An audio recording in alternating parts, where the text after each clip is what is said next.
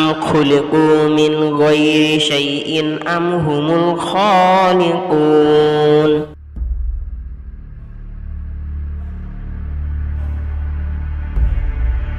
তারা কি স্রষ্টা ছাড়াই সৃষ্টি হয়েছে নাকি তারাই স্রষ্টা?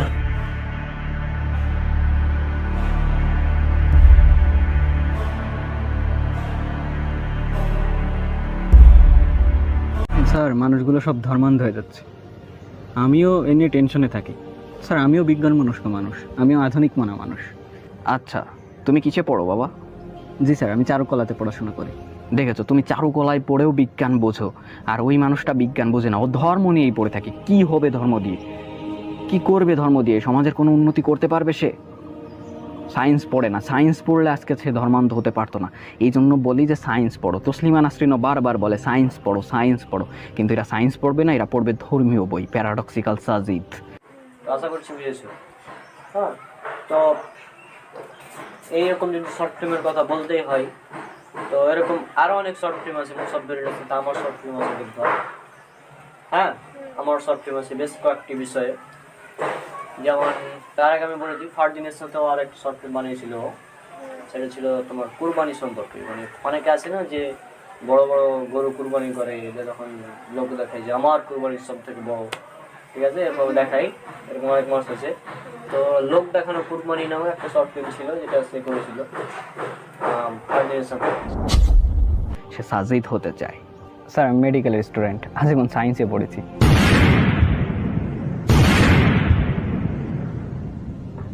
আচ্ছা, আপনি এত বিজ্ঞান মনস্ক মানুষ, বিজ্ঞান মেনে চলেন, তাহলে সিগারেট খাচ্ছেন কেন? সিগারেট, মদ, ধূমপান এগুলো তো স্বাস্থ্যের পক্ষে ক্ষতিকর। আপনি জানেন না? এটা তো বিজ্ঞানই বলে। এটা এটা মানুষের একটা পার্সোনাল ম্যাটার।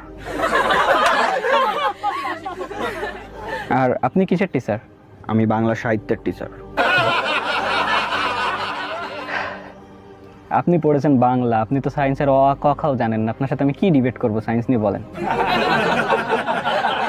আর কি যেন বলছিলেন? স্বামীর দাসত্ব। স্বামীকে ভালোবেসে এক কাপ চা বানিয়ে খাওয়ালে সেটা হয় দাসত্ব, আর অফিসের বসকে ভালোবেসে খাওয়ালে সেটা হয় হচ্ছে মুক্ততা, স্বাধীনতা, তাই তো? স্বামীকে ভালোবেসে তার জন্য সাজুগুজু করলে সেটা হয় হচ্ছে দাসত্ব, আর অফিসের বসের জন্য সাজলে সেটা হয় মুক্ত, স্বাধীনতা। সারাদিন নিজের সংসারের কাজ করলে সেটা হয় দাসত্ব, আর সকাল 6টা থেকে রাত 9টা পর্যন্ত বসের কাজ করলে সেটা হয় মুক্ত, স্বাধীনতা। আপনাদের মেন্টালিটি কোথায়, এটা আগে ভাবেন। ভুল জায়গায় এসে পড়েছে, আজকে দিনটাই খারাপ গেল। ভাই, কিছু দেয়া লাগবে না।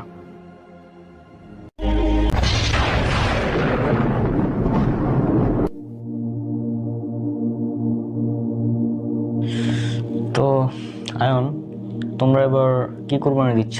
বেশি কিছু না ভাই, একটা ছাগল দিচ্ছি আর একটা গরুর ভাগি আছি, এই ছাড়া আর কিছু না।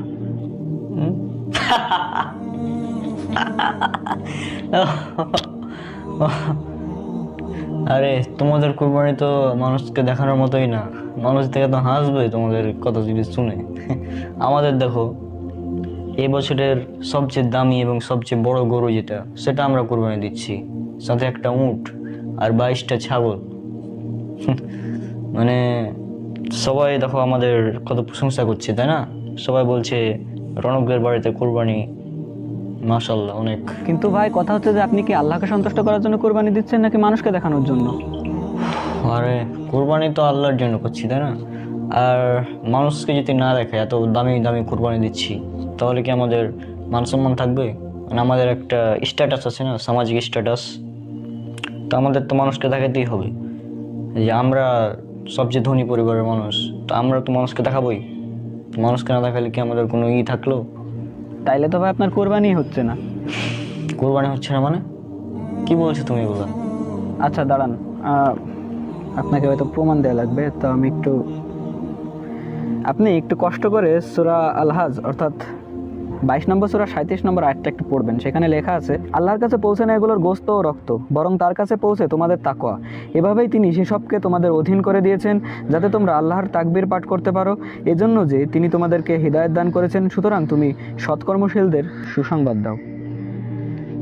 এখন ভেবে দেখুন, তাকওয়া না থাকলে আপনার আদেও কি কুরবানি কবুল হবে?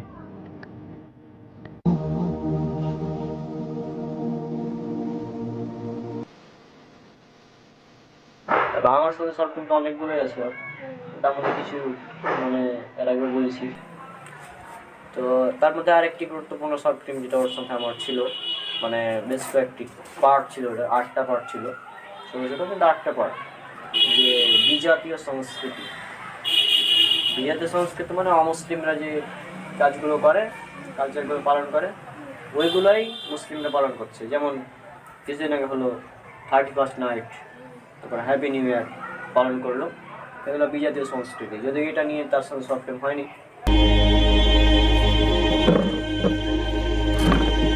ভাই জানো কি হয়েছে? কি? আর বইলো না, ওই যে আমাদের রাকিব আছে না, ও যা করছে আজকে। আর তুমি ভাই শুনতেছো না কেন? বল, শুনতেছি, বল। হ্যাঁ, তা রাকিব যা আজকে করছে, এটা শুনলে তুমি পুরো মানে হাসতে হাসতে পাঠাই যাবা। আর ও যে একটা লিমিটলেস বোকা আর গাধা। আচ্ছা, ও তো রাকিবের সমালোচনা করতেছে, এর মাধ্যমে রাকিবের ইজ্জত বা ওর হক নষ্ট হচ্ছে। তাহলে তওবার পথ কি আরো কঠিন হয়ে যাচ্ছে আমার জন্য? আর আল্লাহ সুবহানাহু ওয়া তাআলা তো একে কোরআনে মৃত ভাইয়ের মাংস খাওয়ার সাথে তুলনা করেছেন। আর আল্লাহ তো আমাকে দেখছেন, তাহলে আমি কিভাবে পাপ করতে পারি? কিভাবে?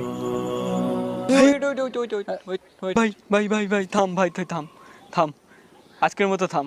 আমি না ডায়েট করছি, শুন, বুঝলি? তুই থাম। ও তাই নাকি? তাহলে তো খুব ভালো, ডায়েট করছো, যাই হোক ভালো কাজ করছো। তা আমার কথাটা একটু শোনো। তারপর যেটা, আরে ভাই ডায়েট করছি বলেই তো তোর কথা আজকে আর শোনা যাবে না। প্লিজ ভাই তুই থাম ভাই। বুঝলাম না ভাই, মানে ডায়েট করছো, আমার কথা শোনা যাবে না, ডায়েটের সাথে আর কি সম্পর্ক? তারপরেও এটা বিজাতীয় সংস্কৃতি। আমি ওর সঙ্গে বেশ কয়েকটি টপিকের ওপর শর্ট ফিল্ম করেছিলাম, যেগুলো হচ্ছে দেখি তো কি বলে। হ্যাঁ, ওয়ালাইকুম আসসালাম দোস্ত, কি খবর? হ্যাঁ, আমি তো জানি তুই তো আর কোনো দরকার ছাড়া ফোন করবি না, তো বল কি জন্য ফোন করলি? ও আচ্ছা, 25,000 টাকা ধার লাগবে তাই না? আমি 25,000 টাকা তোকে দিতে পারি, তবে আমার তো মানে কিছু শর্ত আছে তাই না? তুই 25,000 টাকা দিব, তবে এক কাজ কর। হ্যাঁ, আমি তোকে 25,000 দিব, তুই সামনের মাসে ফেরত দিতে পারবি? হ্যাঁ পারবি, আচ্ছা ঠিক আছে, সামনের মাসে ফেরত দিবি, ঠিক আছে? তো ওই 25,000 টাকা তো দিবি, তার সাথে 2,000 টাকা একটু বেশি দিবি, তাই না? আরে কি সব বলিস এগুলো মানে এগুলো ফটো টটো বাদ দে, তুই এক কাজ কর, তুই জাস্ট মানে আমি যেটা বলছি সেটা কর। আচ্ছা তুই এটা কি করতেছিলি তুই জানিস? এটাকে কি বলে? সমালোচনা বলে মনে হয়, খুব সম্ভব। তুই কি জানিস সমালোচনা কত বড় পাপ? পাপ জানি, কত বড় তা তো জানি না। তুই কি জানিস আল্লাহ সুবহানাহু ওয়া তাআলা কোরআনে এই সমালোচনাকে কিসের সাথে তুলনা করছে? গীবতকে, সমালোচনাকে কিসের সাথে তুলনা করছে তুই কি জানিস? কিসের সাথে এটা তো ভাই আমার জানা নাই ভাই। এটাকে আল্লাহ সুবহানাহু ওয়া তাআলা মৃত ভাইয়ের মাংসের সাথে তুলনা করছে, মানে মৃত ভাইয়ের মাংস খাওয়ার সাথে তুলনা করছে।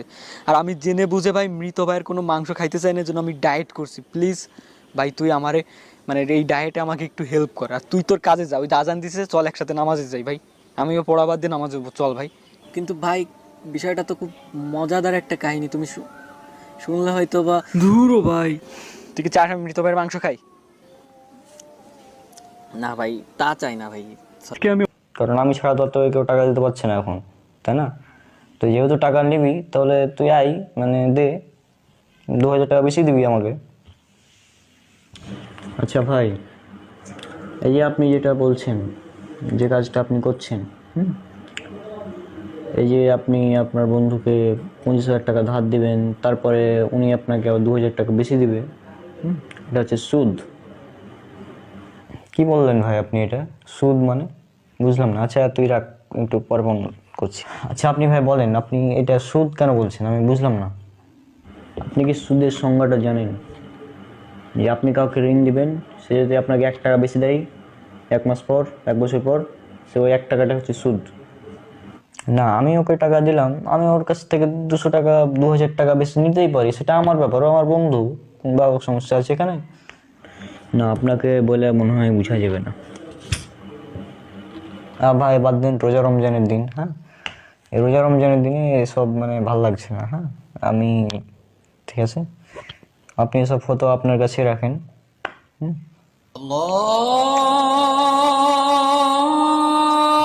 ওই যে আসর আয়োজন দিয়েছে, হ্যাঁ চলেন, আমি অজুটা করে আসছি, একসাথে নামাজটা পড়বো মসজিদে গিয়ে, ঠিক আছে? চলো।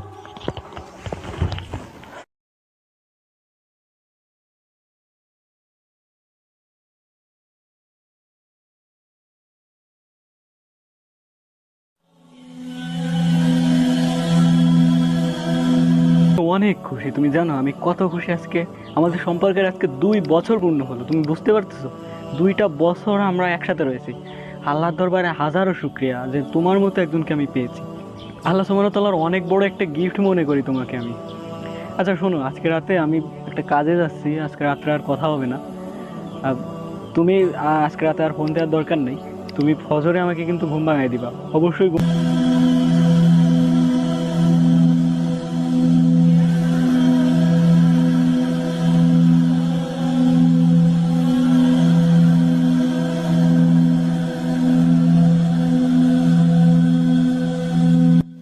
আচ্ছা রনক ভাই, এই অজু করতে গিয়ে আমি একটু পানি গিলে ফেলেছি, এখানে কি আমার রোজার সমস্যা হবে? আপনি অজু করতে গিয়ে সামান্য একটু পানি গিলে ফেলেছেন কিনা এ ভয়ে এটা ভাবছেন যে আল্লাহ আপনাকে মাফ করবে কিনা, আপনার রোজা হবে কিনা, তাই না? মানে কি বলছেন? আপনি সুদ খাচ্ছেন, এটা আপনার জন্য কিছুই না। হ্যাঁ, সুদ খেয়ে আলেন, মানে সুদ খাওয়ার আপনি কন্ট্যাক্ট করলেন, সেই জন্য আপনার ভয় লাগছে না। কোথায় একটু পানি গিলে ফেলেছেন সেই জন্য আপনি ভয় পাচ্ছেন, আজীব ব্যাপার। মানে কি এটা, মানে এটা কি মানে কোনো হয়? সুদ হচ্ছে আল্লাহর বিরুদ্ধে, আল্লাহ রাসূলের বিরুদ্ধে যুদ্ধ সরাসরি। আপনার সেটার ব্যাপারে কোনো মানে নাই, চিন্তা ভাবনা নাই। কোথায় একটু পানি গিলে ফেলেছেন সেই জন্য আপনি চিন্তা করছেন। পানি গিলে ফেলেছেন, কষ্ট করে রোজা রেখেছেন, রোজা নষ্ট হয়ে যাবে, কিন্তু আপনি সুদ খাচ্ছেন, সুদ খাওয়ার জন্য যে এত কিছু সব কিছু নষ্ট হয়ে যাবে সেটা আপনার মানে কোনো ধারণা নাই নাকি?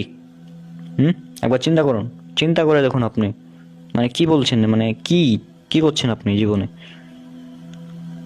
আপনার বন্ধুকে ফোন করে বলুন যে সুদ খাবো না, তাহলে কিছুটা ক্ষমা পেতে পারে। হ্যাঁ আসসালামু আলাইকুম বন্ধু, ওই আমি তোকে 50,000 টাকা দিব, হ্যাঁ তোকে এক্সট্রা টাকা দিতে হবে না, তুই এসে টাকাটা নিয়ে যা, ঠিক আছে? আচ্ছা আসসালামু আলাইকুম, আচ্ছা থাক।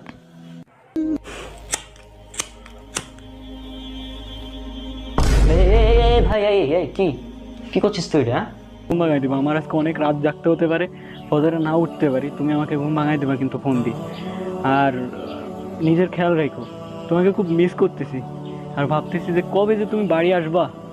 যাই হোক, নিজের খেয়াল রাখো, রাখতেছি। আসসালামু আলাইকুম।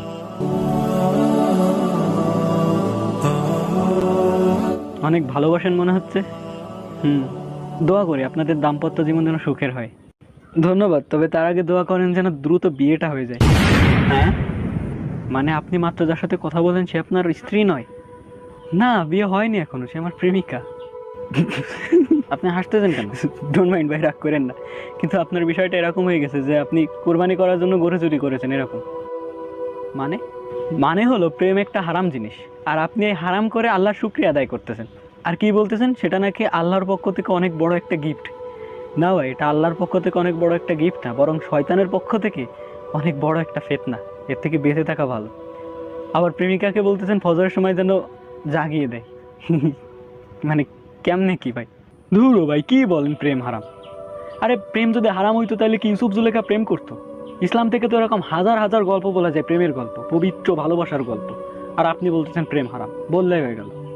আপনি কি কখনো জীবনে সূরা ইউসুফ পড়েছেন? আপনি যদি সূরা ইউসুফ পড়তেন তাহলে কখনো এই কথাটা বলতেন না। অবৈধ প্রেম, বৈবাহিক সম্পর্ক ব্যতীত অবৈধ প্রেম করবেন না বলে ইউসুফ আলাইহিস সালাম 10-12 বছর জেল খেটেছেন। জেল থেকে আসার পর তিনি জুলেখাকে মনেও রাখেননি, আর সেইখানে আপনি ইউসুফ জুলেখাতে প্রমাণ করতে যাচ্ছেন যে প্রেম হালাল জিনিস। আরে প্রেম করবেন না বলে তো ইউসুফ আলাইহিস সালাম জেল খেটেছেন, আর সেখানে আপনি তাই দিয়ে প্রমাণ দিচ্ছেন। আপনি যদি পড়তেন তাহলে তো কখনো বলতেনই না। আর বিয়ে করেছেন কখন? যখন আল্লাহ নির্দেশ দিয়েছেন, আর জুলেখা ঈমান এনেছে।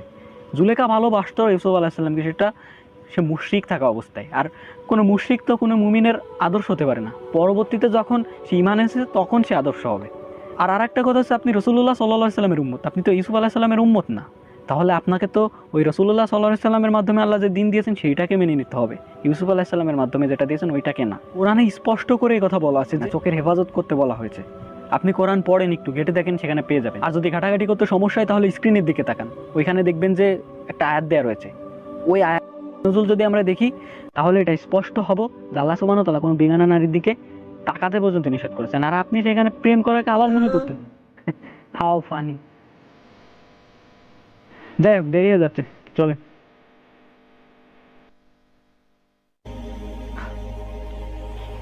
টাকা পুরাছি আমি এই 500 টাকা এখন পুরাবো। তুই কি করবি বল? আজকে ঈদের দিন, ঈদ মানে খুশি না? তো আমি খুশিতে আজকে 500 টাকা পুরাবো।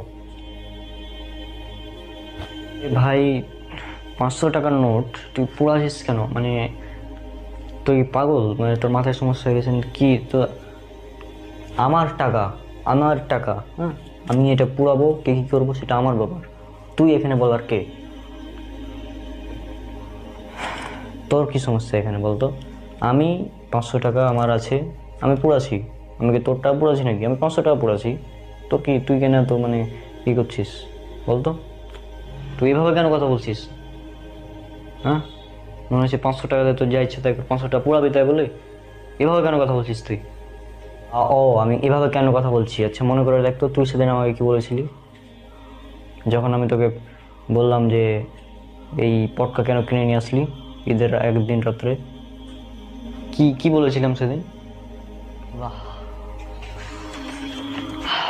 ইয়েস, 500 টাকা পেয়েছি এবার ঈদে। ও কিরে, কি খবর? এবার ঈদে কিন্তু আমি 500 টাকা পেয়ে গেছি। 500 টাকা পালি তো ভালোই তো। 500 টাকা ঈদে পালি তো এই 500 টাকা দিয়ে কি করবি? আমি এখন এই 500 টাকা দিয়ে আজ তো ঈদের রাত না, তো আজকে পটকা কিনবো, সারা রাত ফুটাবো, মজা লাগবে। মানে 500 টাকা দিয়ে তুই এখন পটকা কিনবি? আমার টাকা, আমি কি করব সেটা সম্পূর্ণ আমার ব্যাপার। তোকে এ বিষয়ে জ্ঞান দিতে হবে না, বুঝলি? আরে এটা তো অপচয়। মানে তুই মানে কি, মানে 500 টাকাটা মানে অপচয় করছিস তুই এভাবে।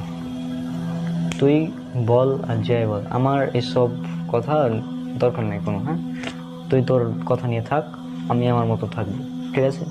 এই 500 টাকা দিয়ে আমার টাকা, আমি যা ইচ্ছে তাই করবো। আমি পটকা কিনবো, ফটকা ফুটাবো, ঠিক আছে? ওই যে সাউন্ড হচ্ছে ফটকার, সুতরাং বুঝলি? কিন্তু তুই এই যে 500 টাকা পুড়াছিস আগুন দিয়ে, এটা তো অপচয় না? মানে আমি এই টাকা পোড়াচ্ছি, এটা হচ্ছে অপচয়। আর তুমি পটকা পটকা কিনে, সেটা কোনো অপচয় না। আজীব ব্যাপার। আরে পটকা আমরা ফুটাই আনন্দের জন্য, ঈদ মানে আনন্দ, তাই না? আমরা এই জন্য ঈদের আনন্দ করার জন্য আমরা পটকাটা ফুটাই। 500 টাকা নিয়ে গিয়ে আমি দেখলাম তো, আমার চোখের সামনে তো কিনলি 500 টাকার পটকা, এবং সেখানে তুই মানে ফুটালি সারা রাত কাল।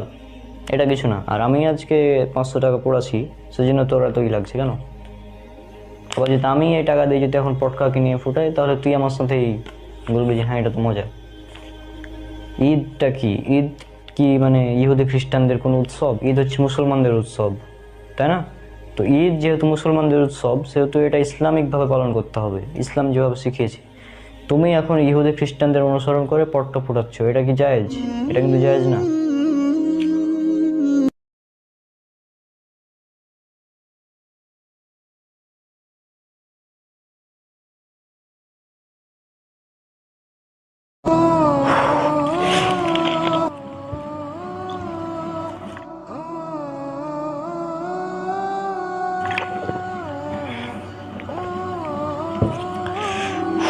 সুমনকে কল দিলাম, কল ধরলো না।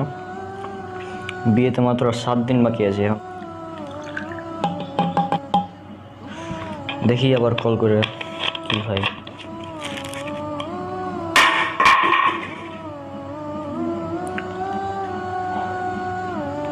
হ্যাঁ সুমন, কোথায় তুই? ওই তোকে যে বলেছিলাম না যে বক্স অর্ডার দিতে হবে বড় বড়। আরে শোন, পৃথিবীতে সব থেকে বড় বক্স যেটা আছে, ওই রকম বক্সগুলো 50টা অর্ডার দিবি। মানে বুঝিস তো, আমার বিয়ে তো নাকি, অন্য কারো তো বিয়ে না। পুরা এলাকা কাঁপাতে হবে, পুরা এলাকা। হ্যাঁ তো শোন, পুরা এলাকায় তো কাঁপাবো না, তো 50টা বক্স লাগবে। শোন, 50টা বক্স একদম ভালো, ওখানে টেস্ট করে নিয়ে আসবি যে সাউন্ডটা কত জোরে হচ্ছে, মানে আমাদের গ্রাম বাজবে, আমাদের পাশে আরও 5-6টা গ্রামে যেন শুনতে পাবে এরকমভাবে। একদম 7 দিন সময় আছে, তুই আজকের মধ্যে নিয়ে আসবি, পুরো একদম 6 দিন 6 রাত সারাদিন বাজবে সব সময় ডিজে।